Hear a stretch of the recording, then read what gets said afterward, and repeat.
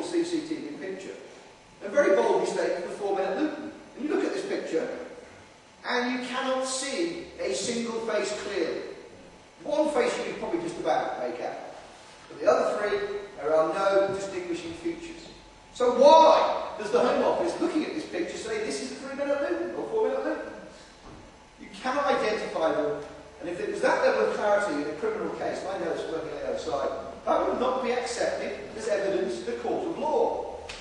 Then people, of course, come back and say, well, we had the video of Mohammed Sadiq Khan. He admitted, didn't he? He said he was going to wage war against the West and carry out a suicide bombing. Well, hang on. I listened to the whole tape. He kind of alludes to that. Doesn't actually say it, though. And when you actually watch this tape, it's extraordinary. Because it's such bad quality, you realise there are periods when the movement of his lips and the sound are not at all synced. So it could be any soundtrack over an image of Mohammed Sadiq Khan. And of course, you're taught the intelligence service, I was there, to be extremely sceptical about evidence of unknown provenance. You can't put a source or a piece of evidence. And of course, this evidence just appeared on the internet. It was spliced together with some al-Zakawi stuff to make it look like it was Al-Qaeda. But that, to me, just looked like more cockeyed attempt by them to create this idea in our minds that these 4 guys are responsible. In fact, when you try to pick out the evidence of them being involved, it's very difficult. The official report, for example, has still not established what the substance was that was used on those tube trains. Now, there are only certain identifiable substances that could be used as explosives. Because the intelligence services know all about these substances. That's their job. And I find it absolutely impossible to believe that they still haven't identified this material. Of course, they're trying to convince us it was TATP, triacetone triperoxide, because that's what was found allegedly in those cars. But again, all looks very cockeyed. It almost looks like somebody's planted evidence was conveniently fine. And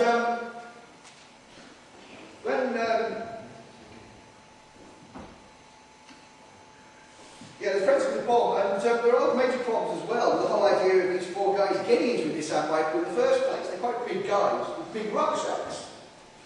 And then, of course, no one saw them at Luton that morning. You've got 4 guys in Islamic descent who were still alert enough at that point on 7/7 to think, well, people of Muslim extraction carrying rucksacks might be suspicious. Even before 7/7 we were taught to think that. So it therefore seemed doubly suspicious that no one at Luton remembers these guys at all. But the official inquiry has always been about trying to convince us of what happened that day was those guys. They don't start off, a bit like the 9/11 Commission, they don't start off saying, we're going to gather all the facts and come to a conclusion.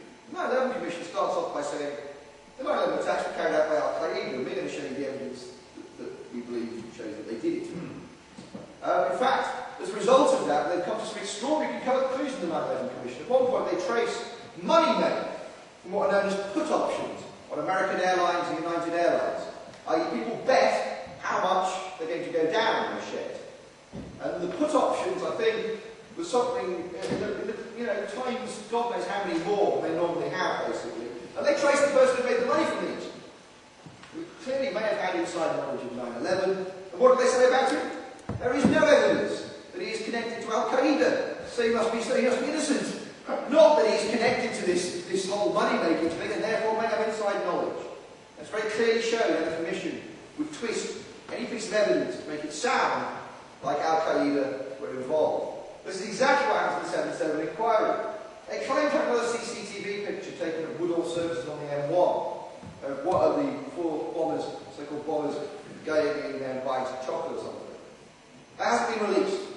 But in the official report, there's a nice little map of the country with Leeds and Luton on it. And it tells us that the bomber's route was taken down the M1 from Leeds into Luton. Now that would be the most obvious route, of course. But it's not a conclusion you can come to on the basis of 1 CCTV camera at 1 service station. Clearly not. And of course, the great sin of public service, we're talking about before, is you must never, ever confuse speculation and comment with established fact. If one of my clerks in MI5 had written that official report that came out of the Home Office, I would put a black mark on his record. It was so bad in terms of confusing that. So much of it was believed to be Al-Qaeda, believed to go to training camps, and so on. There is also, of course, a suspicion that somehow these guys were actually recruited by the authorities. At least 2 of them have had caution. This is a tactic, as we know, used by special branch. Which most people obviously don't have a criminal conviction, so they say, look, we can pull some strings for you, you won't get caught, you've just got to fess up and get a caution, but of course you've got to then cooperate with us. I don't know when that happened, but I think that's probably fair speculation. And when you look at the background of these people as well, it doesn't seem to match the profile of a suicide bomber at all. In fact, the 19 hijackers in 9/11 don't match the profile of suicide bombers. The 19 hijackers, many of them educated, many people to college and so on. The typical profile of a suicide bomber is someone who's desperate in places like Palestine. Someone who's just had enough of seeing their relatives being murdered by the Israeli state, had enough of seeing their houses bulldozed, had enough of being persecuted, decides that they will snap a bomb for themselves and cause carnage because they really have nothing else and no other way of changing their circumstances. That is not the so-called suicide bombers that we see in 7/7. In fact, I'm prepared to believe that Mohammed Sadiq Khan, who has come to attention, if you believe, in another operation in which people are on trial at the moment for storing homemade explosives and so on. And in that, there is a recording of him discussing making explosives for a bomb to be used abroad. And I can't reconcile that with Sadiq Khan. Sadiq Khan was someone who looked after children, who talked to the police also about the problem of gangs of young men in Leeds.